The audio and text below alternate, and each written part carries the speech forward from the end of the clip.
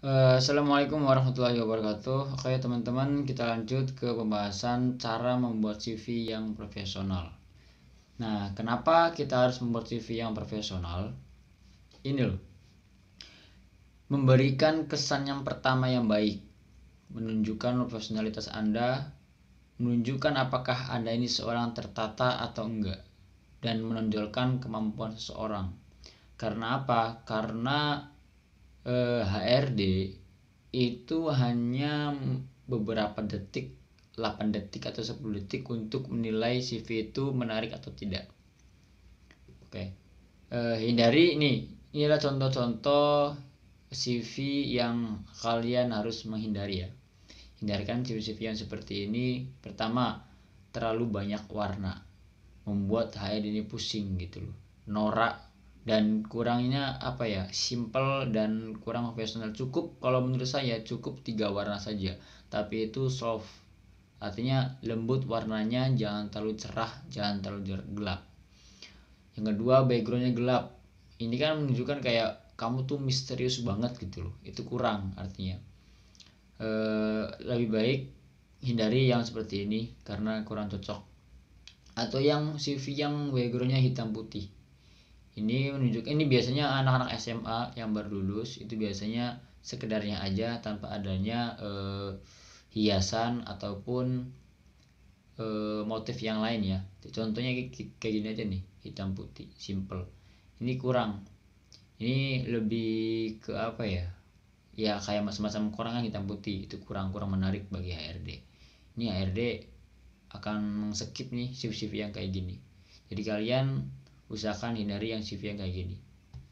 Kita lihat lanjut. Dari A dan B, CV mana yang lebih menarik menurut kalian? Apakah yang hitam putih? Apakah yang B, yang ada warnanya, yang ada motifnya, yang ada grafiknya? Tentu yang B tentunya. Maka HRD lebih suka yang huruf B, CV yang B. Nah, oke, kita bedah ya masing-masing. Apa saja yang harus dicantumkan, apa saja yang harus diisi di CV kalian. Oke. Pertama, profil tentunya kalian tahulah, kalian seorang fresh graduate atau pengalaman, bisa dituliskan seperti ini gitu loh. Atau profil ini yang tentang profil kalian itu tidak ada juga nggak apa-apa. Terus pendidikan, di pendidikan ini kalau misalkan itu kalian itu lulusan dari S1, D3 atau lulusan kampus, alangkah baiknya jangan kebanyakan menulis pendidikannya. Artinya jangan usah menulis atau mencantumkan SD kalian gitu loh, karena kepanjangan. Kalau misalkan itu kalian lulusan dari SMA, itu boleh SD cantumkan gitu loh. Terus pengalaman kerja, sebelum pengalaman kerja ada data pribadi. Data pribadi ini supaya lengkap, supaya HRD ketika memanggil kalian itu cepat menghubunginya. Jadi usahakan data pribadi ini selengkap-lengkapnya. Ada nomor telepon, email, website kalau bisa, terus alamatnya gitu loh. Alamat yang sekarang atau alamat yang kalian mau tuju atau kemana gitu. Terus kepribadian ini alangkah baiknya jangan terlalu panjang ya, jangan terlalu banyak, simple aja yang kamu itu dekat dengan kepribadian kalian, nggak usah panjang-panjang, loman, dermawan tuh nggak usah ya. Jadi kepribadian ini diisi untuk yang sesuai dengan pekerjaan, sesuai dengan posisi kalian. Terus bahasa kalian cantumkan, entah itu bahasa Arab atau bahasa Inggris atau bahasa Indonesia. Bahasa Indonesia sih kemungkinan nggak usah ya, karena kita orang Indonesia. Mungkin bahasa asing kayak bahasa Inggris atau bahasa Arab atau bahasa Jerman gitu loh. Kemampuan programnya apa, Microsoft Office berapa persen misalkan, atau berapa kemampuan kalian, atau tentang CorelDRAW berapa. Itu nggak harus pakai desain kayak gini ya, bisa pakai angka juga, berapa persen gitu bisa. Hobinya apa? Hobi ini jangan asal-asalnya, tapi hobi yang bisa mendukung posisi kalian, bisa menambah kreativitas kalian hobi ini. Contoh kayak membaca atau nonton film gitu loh.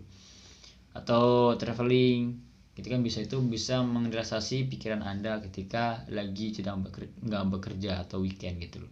Pengalaman kerja kalian tulis tuh, pengalaman kerja dari mulai tahun, terus nama PT atau posisi kalian apa.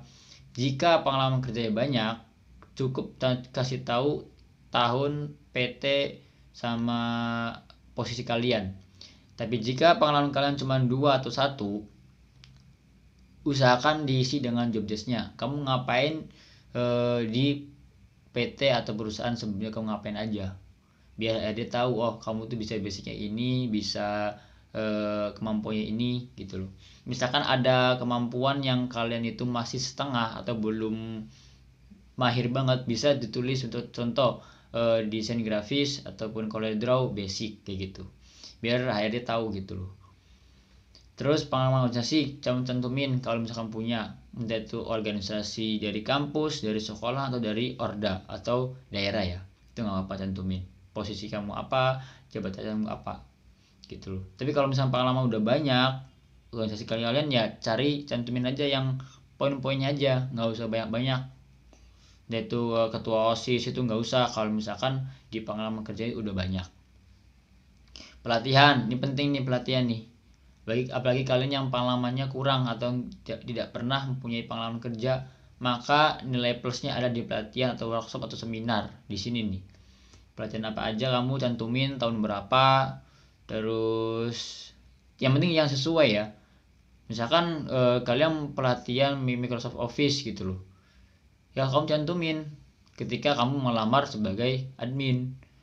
Jangan kamu cantumin pelatihan masak dan posisi kamu itu ngelamarnya adalah admin. Itu nggak relate ya, nggak nyambung gitu loh. Prestasi kamu cantumin apa yang membuat HRD suka, kira-kira apa nih yang mendukung di posisi sekarang gitu loh. Misalkan kamu marketing, posisinya kamu punya prestasi tentang debat ataupun pidato, itu bisa nyambung tuh karena berhubungan dengan komunikasi gitu loh. Jadi gitu guys, ini yang harus kalian perhatikan. Pokoknya intinya jangan sampai lupa yang namanya data pribadi, email, nomor telepon, itu sangat penting sekali. Terus sosial media, website jika punya, karena kalau misalkan data pribadinya nggak ada ataupun zonk atau nggak bisa dihubungin, gimana mau dipanggil untuk interview guys. Oke, jadi itu saja, kita lanjut ke video selanjutnya.